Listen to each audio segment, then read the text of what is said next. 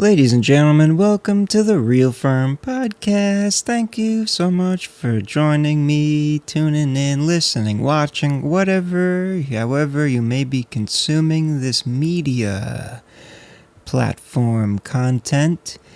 This week we're going into biology. The hype around the Terrence Howard trend explosion has mostly died down, which I'm kind of thankful for. So I can feel like I'm doing what I was before, and a little chill, relaxed, talking about what I find interesting in the news, in this case by myself. Last week we had Rockstar Life One Word Three Eyes on, shout out to him, to talk about Mr. Carson.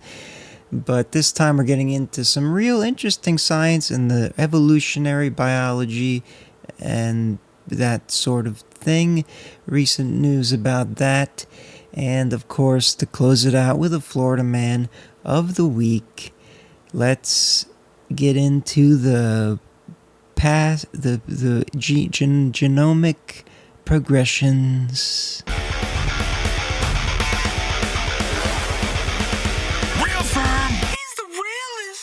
So first of all, fun fact, as a little firmware update, I recorded an entire podcast episode, this exact same podcast episode, I'm just having to redo it, in a park in nature.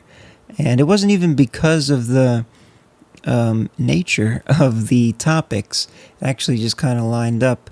When I was looking for the topics, I was already planning on going out into the park to record some interesting guitar recording, a little YouTube video content for the main channel.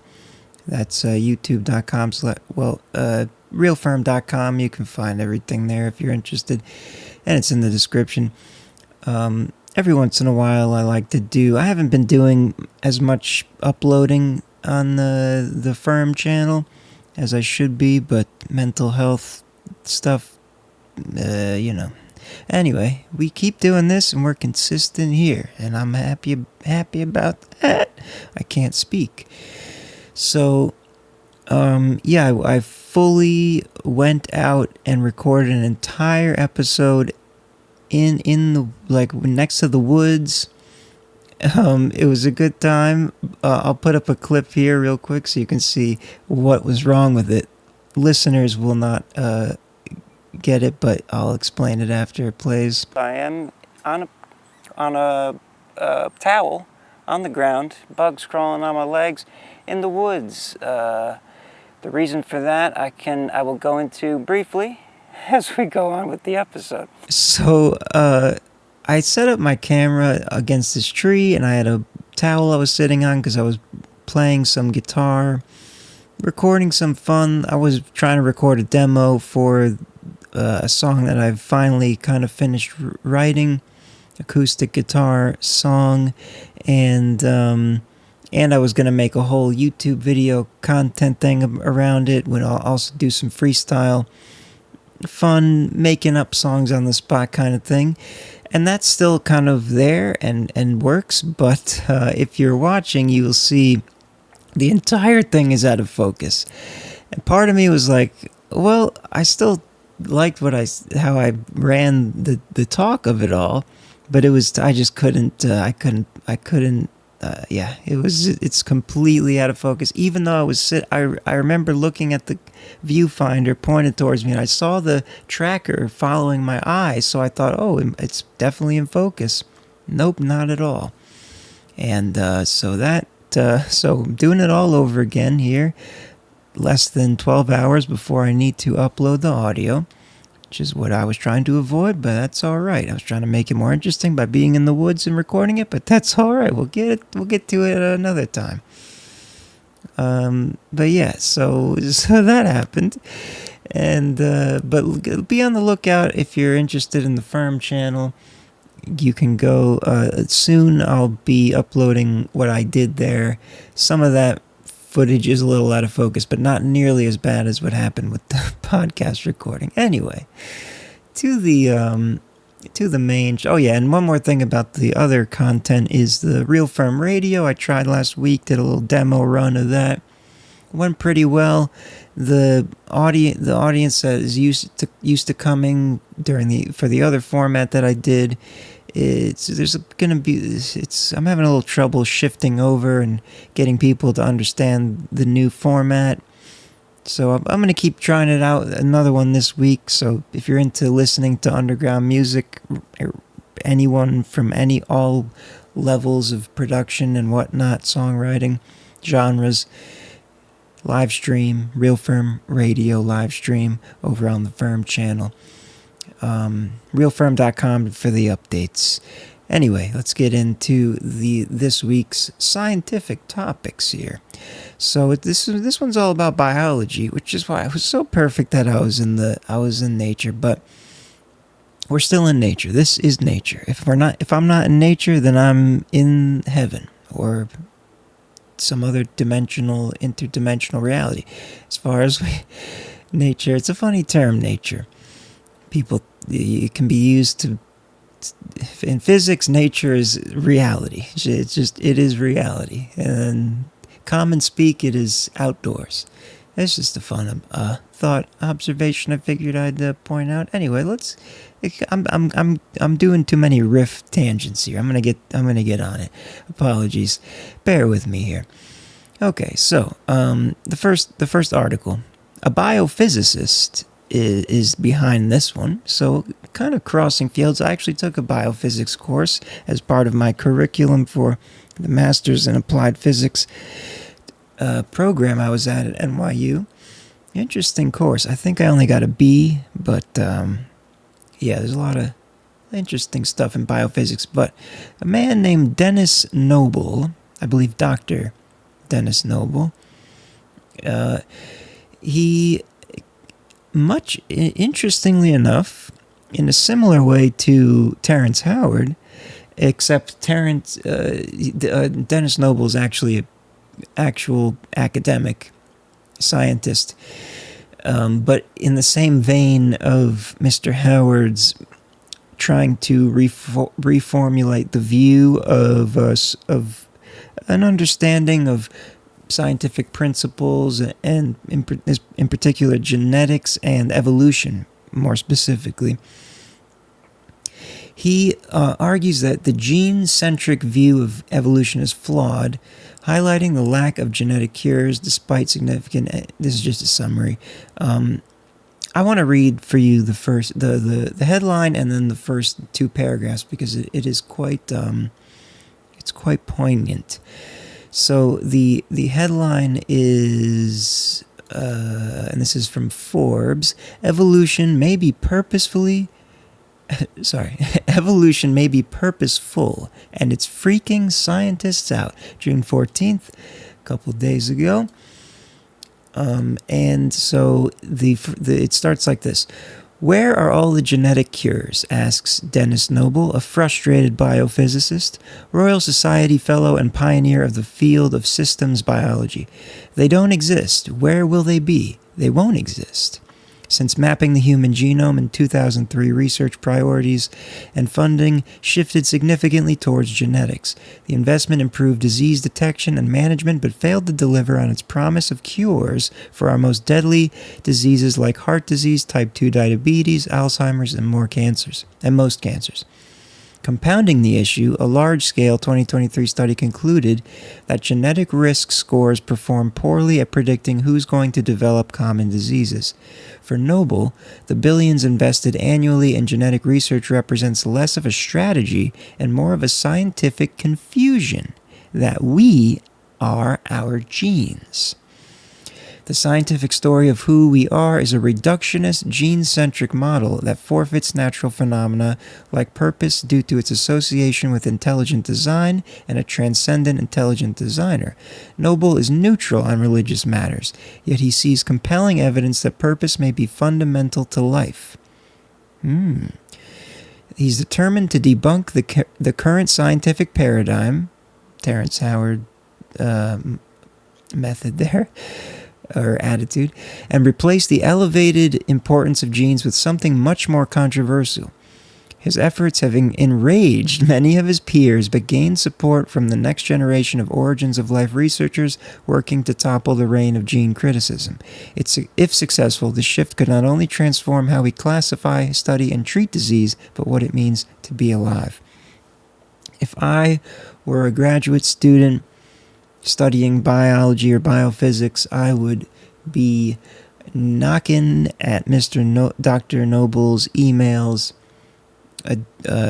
office door, whatever, to be an understudy of him, because this sounds awesome. So I guess it all started when he discovered emergent heartbeats. One of the earliest biomedical computer programmers, Noble created the first model of a working human heart in 1960 on a vacuum tube computer. The project led to his discovery that heartbeats are emergent properties, new phenomena arising from feedback loops, transforming our understanding of heart function and underpin treatments for heart conditions that we use today. His research on the heart's pacemaker demonstrates a prioritization of the organism as a whole over its genes alone. Several genes can individually be knocked out, but the process continues. These genes are responsible for heart rhythm, yet other mechanisms can take over to get the job done. I'm kind of just reading the article at this point. I just want to read one more portion. In the 1960s, Noble served as the dissertation examiner for the then unknown Richard Dawkins.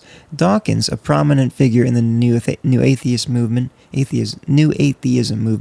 would go on to author the 1976 classic *The Selfish Gene* that popularized the gene-centric theory of evolution. Gene-centrism says evolution acts on genes, not individual organisms. We are merely vessels for our genes that are driving evolution by Darwinian natural selection. Noble's analysis suggests that evolution acts on the organism as a whole, yada yada, and then it goes on. So he's countering Richard Dawkins's thought process, philosophy on this, and ironically served as the dissertation examiner for him. Which is hilarious. So now he's coming forward and really trying to dismantle this gene-centric reductionist. We are our genes. It's all kind of random. There's no purpose. There's no meaning. It's just. It happens because of the coding, because of the evolution, etc., etc. And he is straight up going against that. So it's a fascinating topic. I want to get into one more article. I don't want this to go too long because it is late and I still have to edit it. Apologies for not focusing my camera right. So yeah, it's cool because he's kind of slowly introduced. He said that he's not religious; he's neutral on religion, but he's introducing this concept of maybe there is something deeper here that we're not fully understanding, based on the lack.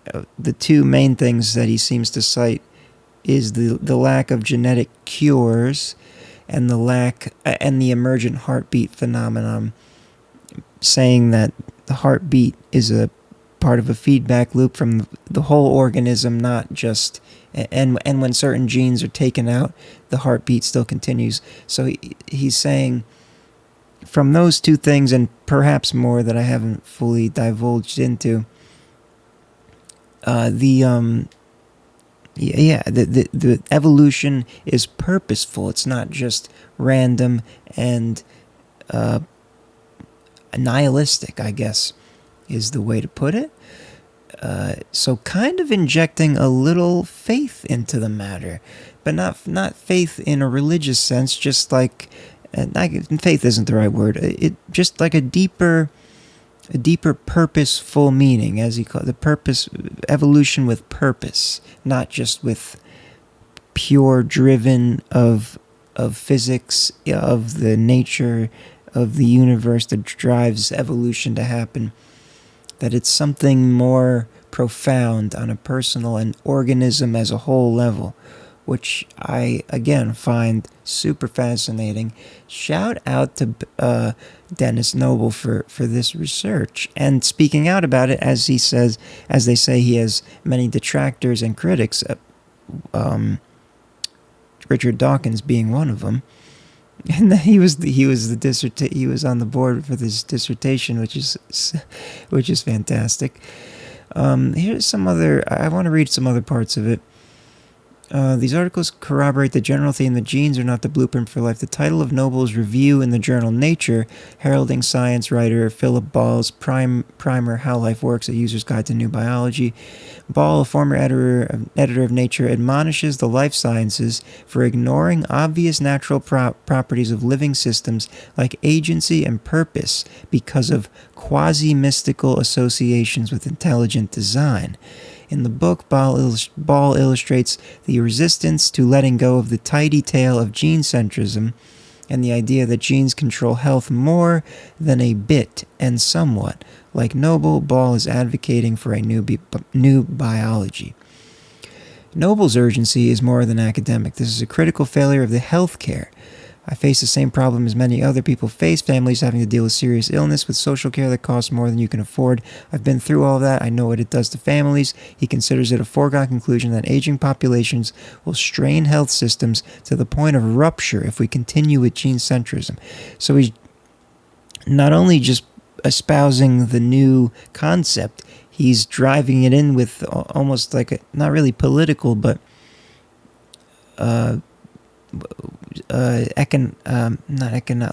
health, medical urgency. Like this, if we can switch our scientific understanding of the medical research with this new type of biology, then we might be able to cure and help these the genetic disorders, for example, that are so far incurable. So it's just like Terrence Howard, and he wants a new physics. Denis Noble wants a new biology, but Denis Noble, to compare him to Terrence Howard is a little bit of a slight on Denis Noble's reputation. So I think that's just a funny analogy there.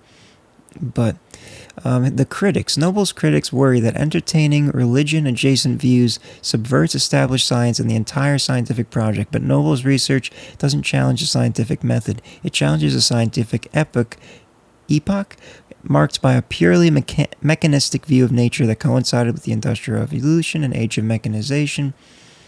Concerns raised skeptics to exclude natural phenomena. Yeah, so this is all very fascinating, and it kind of connects to the next article I want to talk about before we wrap it up. Noble's critics also accuse him of exaggerating the importance of physiology, while Noble insists physiology has been unjustly sidelined since Darwin. Physiology now has to come to the rescue of evolutionary biology. Hell yeah. Hell yeah, Dr. Noble. Yeah, there's a lot more. Go give it a read if you want all the info on it. Here is this podcast is just to highlight things, talk about them, talk about the main points, and give my opinion and how much interest I have in it, and to spread the fun times entertainment. Maybe in the future we'll do some like serious deep dives, but for the sake of my setup and the time limiting and all that goes into it, I'm gonna keep moving on. But yeah, if you want to just go search Denis Noble, or you'll sorry, I shouldn't have stuttered there. It may be evolution may be purposeful and it's freaking scientists out. That's the name of the article on Forbes. So awesome stuff. Denis Noble, shout out to him. And we're going to get into the next topic, which is sorry, I'm reading the wrong thing. Which is the consciousness of animals. Pardon me as I take a quick drink break.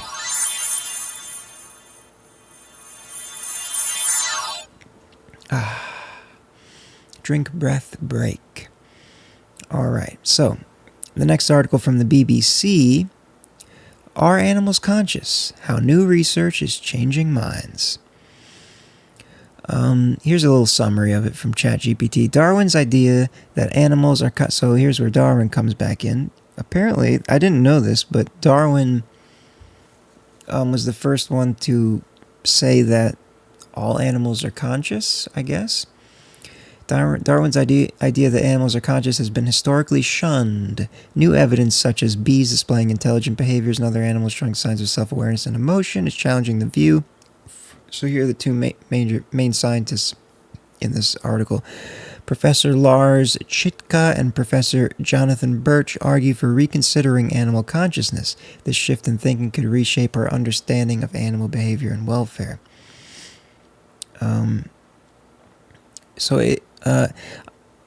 What I'm trying to remember the way I worded it on the recording that I had to trash, but my whole thing when I first read this, I was kind of like, I guess this community doesn't think of consciousness in the way that I do, and I hate to go back to Terrence Howard again, but it just so happens to be in the background of my mind, and he said this thing that I tend to lean to believe, that everything, literally everything, has some level of consciousness, some degree.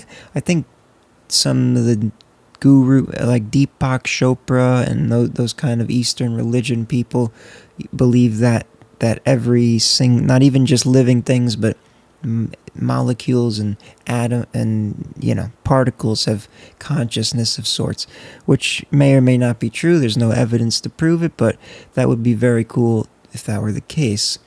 But just in the case of animals, I've always looked at animals as being conscious to some level. So I'm assuming when they're talking about animals, are animals conscious, as if it's like a new question, they're referring to like having an awareness of self in the classical psychological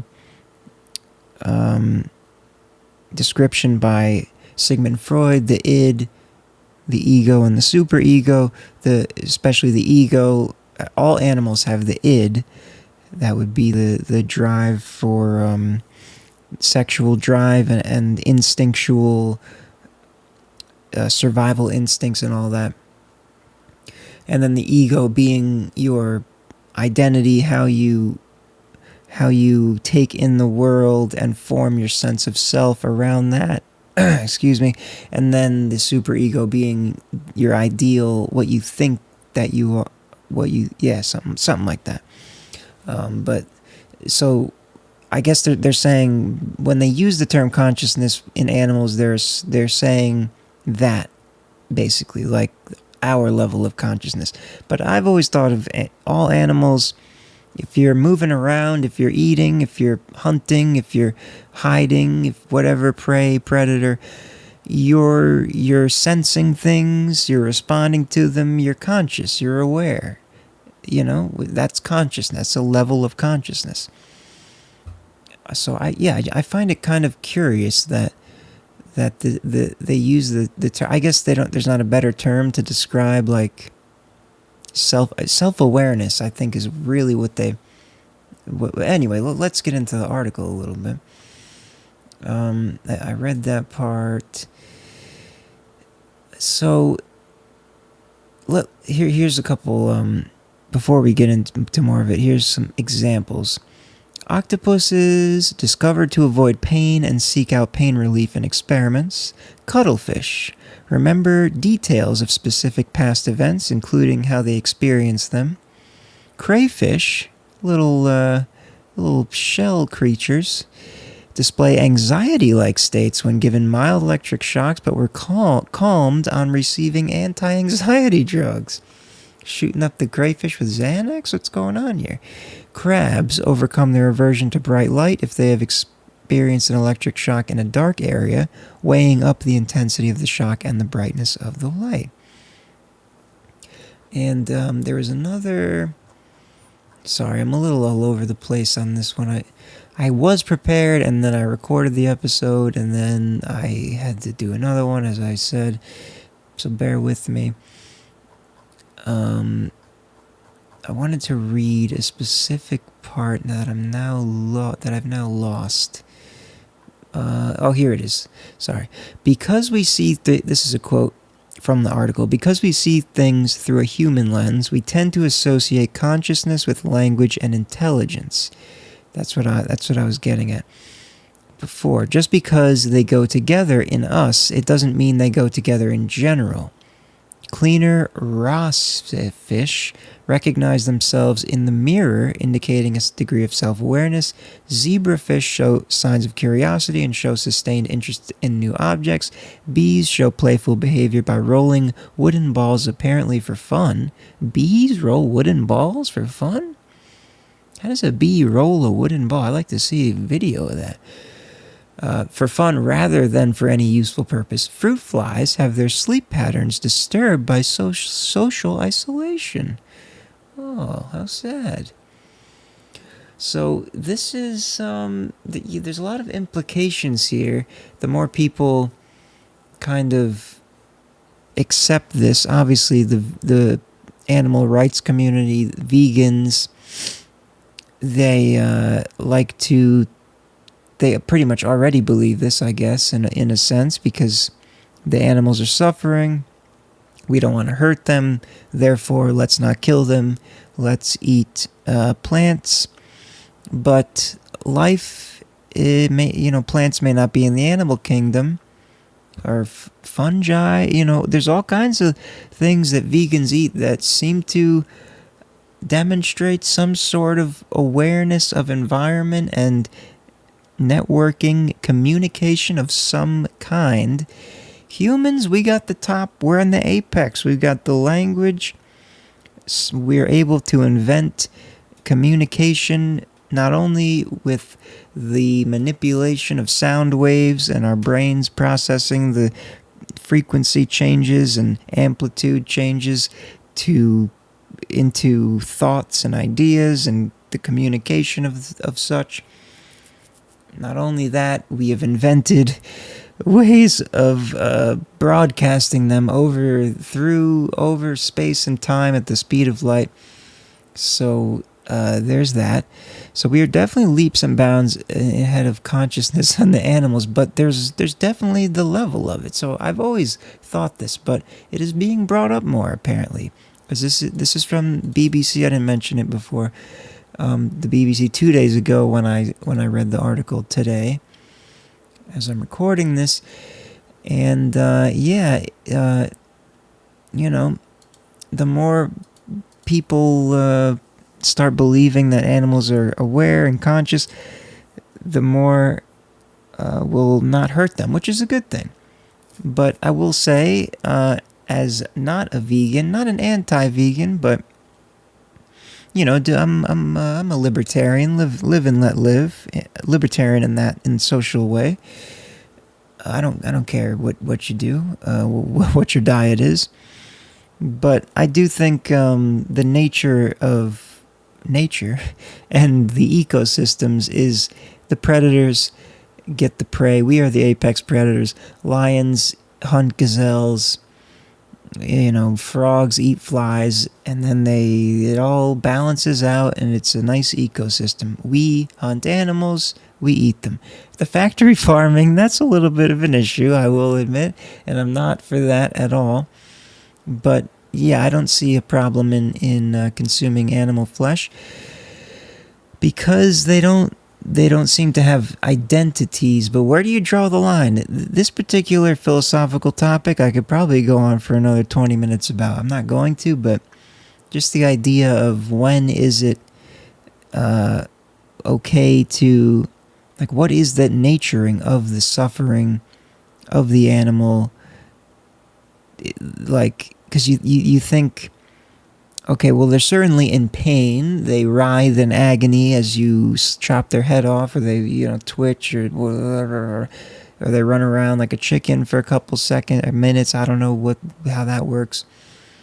And then all these other examples responding to pain and anxiety and whatnot. But are they sitting around giving themselves names in their own communication? Some animals, it does seem like whales or something. I don't know. Whales, dolphin, those cetacean. I don't know how you pronounce that genus or whatever it is, but the whales, the dolphins, very, very of the most intelligent, from what I understand. But are they like part? They have families, yeah, and then. So then when does it get to where it's like, oh my God, they each have names, and then the mother is horribly saddened when their child is murdered by a human, and they know and they see it happen, and then they're traumatized. All these things, and then at a certain point you got to draw the line and be like, well, is the lion taking that into account when it desperately needs its food and hunts the gazelle? No, but the lion isn't as intelligent to think about those things, so than we are. It's quite the conundrum. It opens up for a very interesting topic. This is something I would want to bounce off of someone else with, because I'll just start rambling on more about it, and I'm not really getting anywhere besides what I already said. So shout out to the more research into animal consciousness.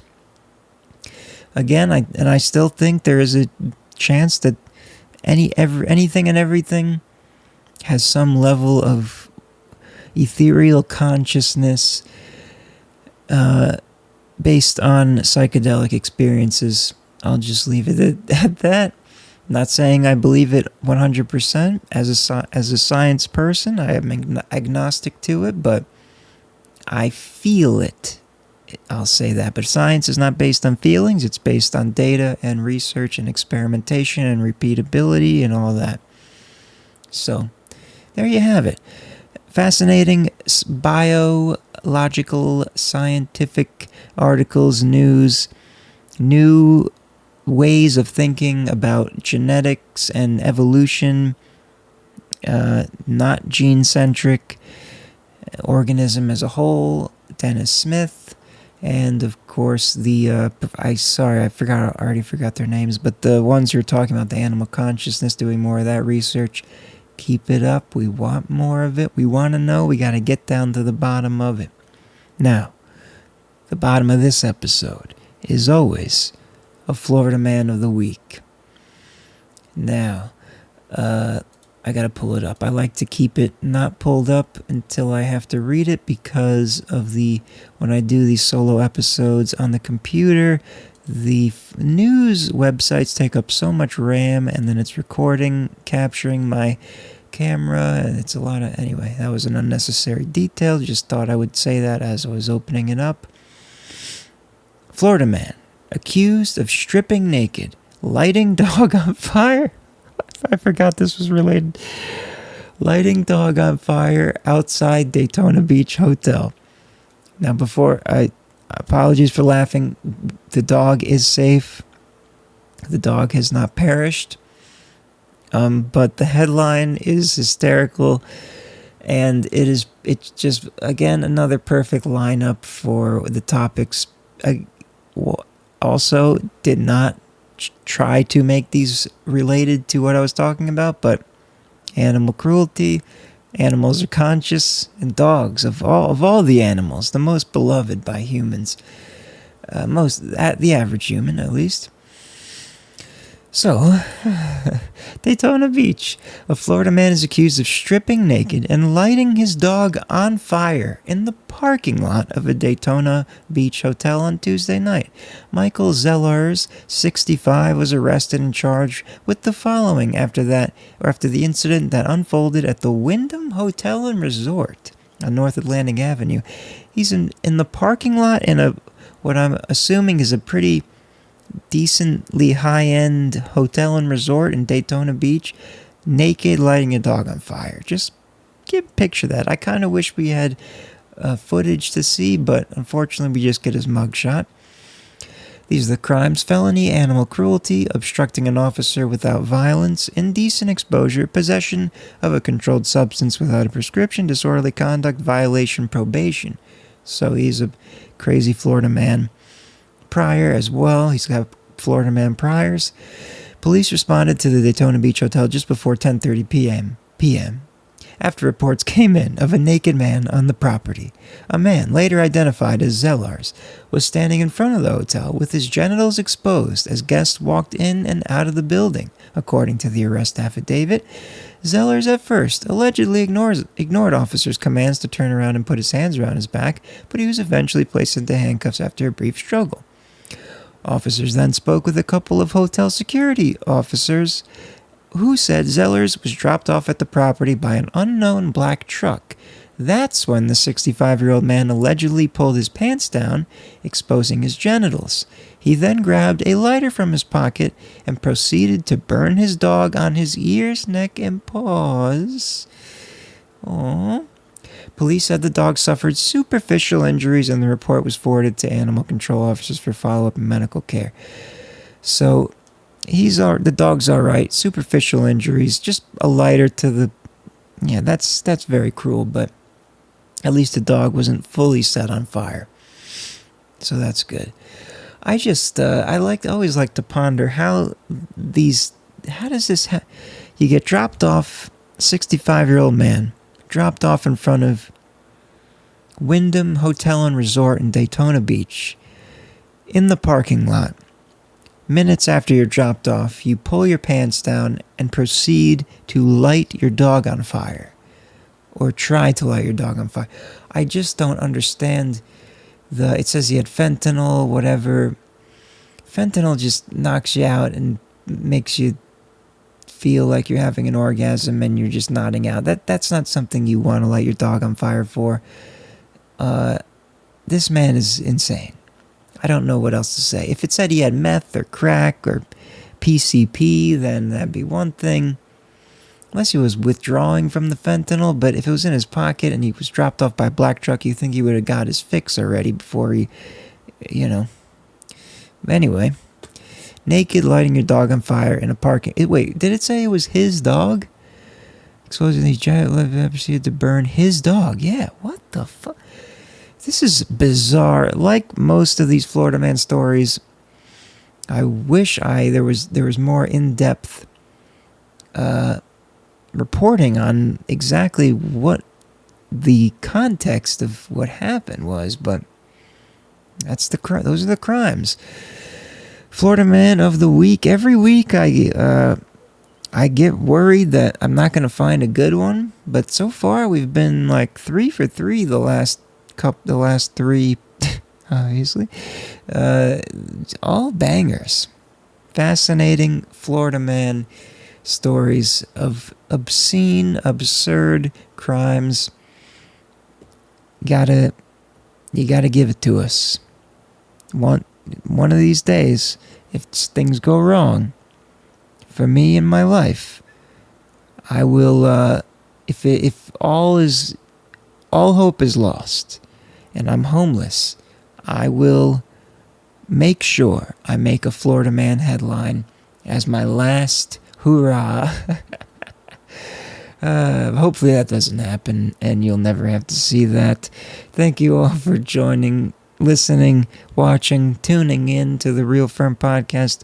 Once again, apologies for the nasal congestion here at the end, and I wish I had the episode that was recorded in the park instead of the redo, but maybe I probably, at least getting a second read on everything, I got a little more understanding of what the articles I was digging into, so there's that.